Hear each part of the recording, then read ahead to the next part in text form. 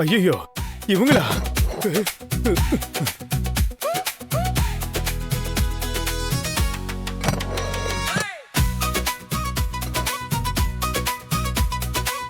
என்ன மனோஜ் அப்படி பாக்குற?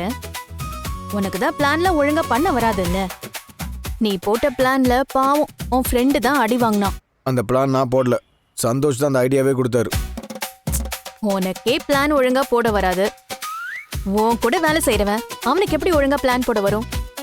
அந்த ஆளு தலைக்குள்ளேயும் எதுவும் இல்ல. நீ மட்டும் என்ன ஒழுங்கா? சந்தோஷ் ஆளை வச்சு அடிச்சிருக்க. நீ எல்லாம் ரொம்ப டேஞ்சரான ஆளு. லேடி ரவுடின்னு தெரியாம போச்சு.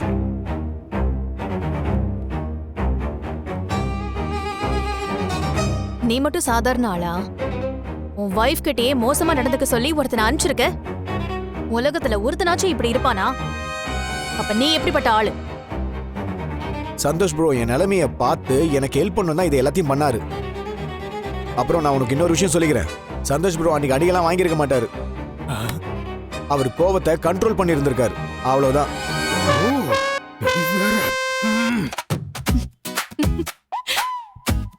சந்தோஷ் வெளியில வாங்க. என்ன பார்த்தோன்னே நீங்க போய் மறைஞ்சத நான் பார்த்துட்டேன். உங்ககிட்ட தப்ப முடியுமா? எதுக்கும் சாப்பிட்டா இருக்கான்னு செக் பண்ணிப்போம்.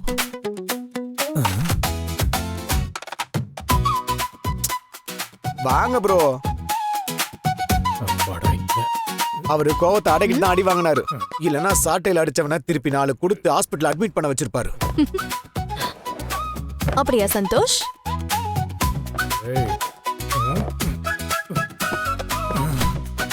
இவன் வேற சும்மா இருக்காம இன்னும் நம்மள அடி வாங்க வச்சிருவோம் போல இருக்கு. ப்ரோ உங்களை பத்தி இவளுக்கு சரியா தெரியல. அந்த சாட்டையில அடிச்சவன மறுபடியும் வர சொல்லுவோம். அவனை ஒண்டி நின்று அடிச்சிட மாட்டீங்களா? எனக்கு தெரிஞ்சு 3 அடியில நீங்க நாக் அவுட் பண்ணிடுவீங்க. அவன் அடிச்ச அடியில எனக்கு நாக்கு தள்ளிடுச்சு, இதுல நான் நாக் அவுட் பண்ணுமா? மனோஜ் அவருக்கு ஏதோ மைண்ட் வாய்ஸ் ஓடுது. அதெல்லாம் ஒண்ணு இல்ல. அப்போ மனோஜ் சொன்ன மாதிரி அந்த ஆளை அனுப்பி வைக்கவா? ஐயோ இல்ல வேண்டாம். எனக்கு கொஞ்சம் உடம்பு சரியில்லை, பச்சை எல்லாம் கட்டி இருக்கேன். அந்த இலையெல்லாம் எடுத்த பிறகு நான் சொல்லி அனுப்புறேன், அப்புறம் அனுப்புங்க, நாக் அவுட் பண்றேன். சந்தோஷ் சார், உங்களுக்கு பாக்ஸிங்லாம் தெரியுமா? ஏன் தெரியாது, டிவில பாத்துருக்கேனே. சும்மா சிரிச்சுக்கிட்டு இருக்காத. இப்ப எதுக்கு இங்க வந்த?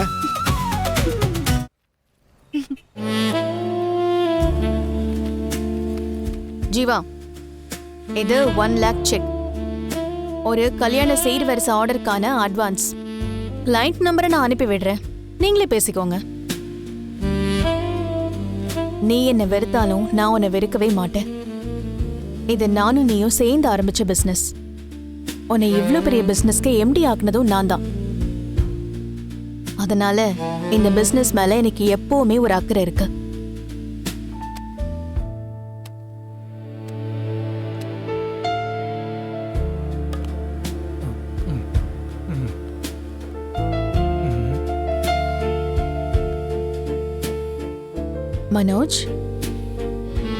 மனோஜ் சொல்லு. நான் ஏன் இதெல்லாம் செய்யறேன்னு தெரியுமா?